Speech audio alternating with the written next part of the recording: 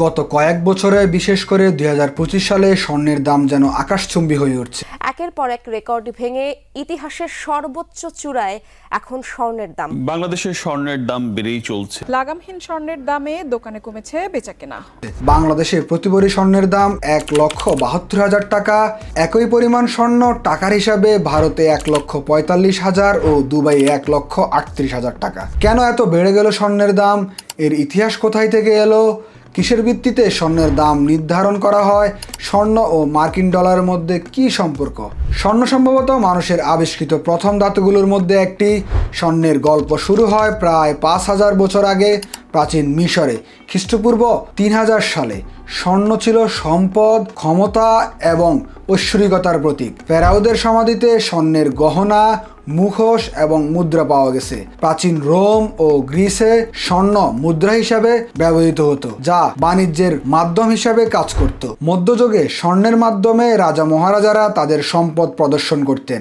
১৯ শতকে gold standard চালু হয়, যেখানে মুদ্রার মান স্বর্ণের উপর ভিত্তি করে নির্ধারিত হতো। কিন্তু ১৯৭১ সালে মার্কিন যুক্তরাষ্ট্র গোল্ড স্ট্যান্ডার্ড বাতিল করলে স্বর্ণের দাম বাজার ভিত্তিক হয়ে যায়। বাংলাদেশে স্বর্ণ শুধু গহনাই নয়, একটি ঐতিহ্যবাহী বিনিয়োগ। বিয়ের মৌসুমে স্বর্ণের গহনা পরা এবং উপহার দেওয়া আমাদের সংস্কৃতির অংশ হয়ে গেছে। ওয়ার্ল্ড গোল্ড কাউন্সিলের তথ্য অনুযায়ী স্বর্ণের মজুদ মানুষের কাছে সবসময় নিরাপদ সম্পদ হিসাবে বিবেচিত হয়েছে। এটি শুধু একটি ধাতু নয়, এটি অর্থনৈতিক স্থিতিশীলতা এবং সাংস্কৃতিক মূল্যের প্রতীক। ২০২৫ সালে স্বর্ণের দাম রেকর্ড উচ্চতায় পৌঁছেছে। এর পিছনে বেশ কয়েকটি বৈশ্বিক ও স্থানীয় কারণ রয়েছে। বিশ্বব্যাপী অর্থনৈতিক অস্থিরতা, মার্কিন চীন বাণিজ্য উত্তেজনা, মধ্যপ্রাচ্য ভূরাজনৈতিক সংঘাত এবং মুদ্রাস্ফীতির চাপ স্বর্ণকে নিরাপদ বিনিয়োগ হিসাবে জনপ্রিয় করেছে। ব্লুমবার্গের একটি প্রতিবেদন অনুযায়ী ২০২৪-২৫ সালে বিশ্ব অর্থনীতির প্রবৃদ্ধি ধীর হওয়ায়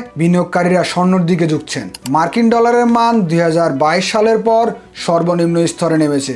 রয়টার্সের তথ্য অনুযায়ী ডলার ইন্ডেক্স ১০০ এর নিচে নেমে ৯৮ এ পৌঁছেছে। এর ফলে স্বর্ণের দাম বেড়েছে, কারণ এটি ডলারের মূল্যায়িত হয়। স্বর্ণের খনন কার্যক্রম সীমিত হওয়ায় সরবরাহ কমেছে। ওয়ার্ল্ড গোল্ড কাউন্সিল জানায় ২০২৪ সালে বিশ্বব্যাপী স্বর্ণের উৎপাদন 1.5% কমেছে। একই সময় চীন, ভারত ও বাংলাদেশের মতো দেশগুলোর মধ্যে স্বর্ণের চাহিদা বাড়ছে। চীন, ভারত, রাশিয়া এবং তুরস্কের কেন্দ্রীয় ব্যাংকগুলো তাদের রিজার্ভে স্বর্ণ যোগ করছে। ২০২৪ সালের প্রথম ত্রৈমাসে কেন্দ্রীয় ব্যাংকগুলো ৪০০ টন স্বর্ণ কিনেছে, যা ২০১৮ সালের তুলনায় দ্বিগুণ। বাংলাদেশে ডলারের বিনিময় হার ২০২৪ সালে ১১০ টাকা থেকে বেড়ে ১২২ টাকায় পৌঁছেছে। এছাড়া আমদানি শুল্ক এবং ঋতুগত চাহিদা, ঈদ ও বিয়ের মৌসুম দাম বৃদ্ধিতে ভূমিকা রেখেছে। স্বর্ণের দাম নির্ধারণ একটি জটিল প্রক্রিয়া, যা বৈশ্বিক ও স্থানীয় কারণের উপর নির্ভর করে। আন্তর্জাতিকভাবে স্বর্ণের দাম প্রতি আউন্সে মার্কিন ডলারের মাধ্যমে নির্ধারিত হয়। লন্ডন বুলিয়ন মার্কেট অ্যাসোসিয়েশন, এলবিএমএ এবং নিউ ইয়র্কের কমেক্স হলো প্রধান প্ল্যাটফর্ম। এলবিএমএ গোল্ড প্রাইস প্রতিদিন 2 বার নির্ধারিত হয়। স্বর্ণের উৎপাদন কমে গেলে বা চাহিদা বাড়লে দাম বাড়ে।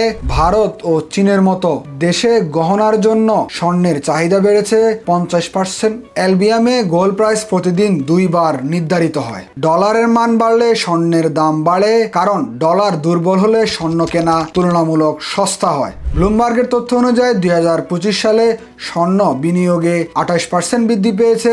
বাংলাদেশে বাজুস আন্তর্জাতিক দাম, ডলারের বিনিময় হার, আমদানি শুল্ক এবং স্থানীয় চাহিদার ভিত্তিতে দাম নির্ধারণ করে। প্রথম আলোর তথ্য অনুযায়ী বাংলাদেশের স্বর্ণের দাম বিশ্ববাজারের তুলনায় ৪০ থেকে ৫০ হাজার টাকা বেশি হয় আমদানি খরচের কারণে। ২০২৫ সালে স্বর্ণের দাম বিশ্ববাজারের ইতিহাস সৃষ্টি করেছে।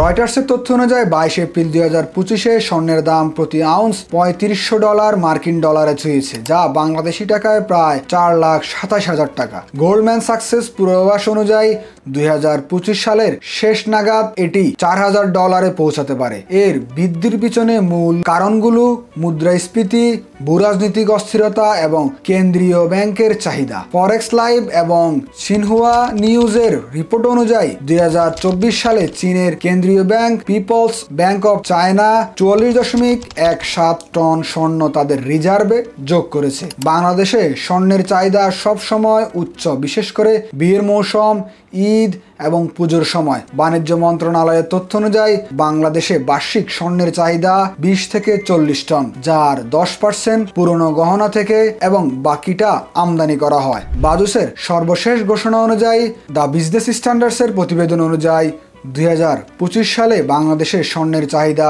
15% বেড়েছে, যা দাম বৃদ্ধির অন্যতম কারণ। এছাড়া বিশ্ববাজারের তুলনায় বাংলাদেশে দাম বেশি হওয়ার কারণ হলো আমদানি শুল্ক এবং ডলারের উচ্চ বিনিময় হার। স্বর্ণ শুধু একটি ধাতুই নয়, এটি আমাদের সাংস্কৃতিক ঐতিহ্য এবং অর্থনৈতিক স্থিতিশীলতার প্রতীক। 2025 সালে স্বর্ণের দাম বৃদ্ধি বিশ্ব অর্থনীতির একটি আয়না, যেখানে অনিশ্চয়তা এবং চাহিদা দামকে নতুন উচ্চতায় নিয়ে গেছে। আপনি যদি স্বর্ণে বিনিয়োগের কথা ভাবেন, তবে বাজারের উঠানামা পর্যবেক্ষণ করুন, বিশ্বস্ত দোকান থেকে কিনুন এবং বাজুসের মতো নির্ভরযোগ্য সূত্র থেকে তথ্য সংগ্রহ করুন। ধন্যবাদ সবাইকে। আল্লাহ হাফেজ।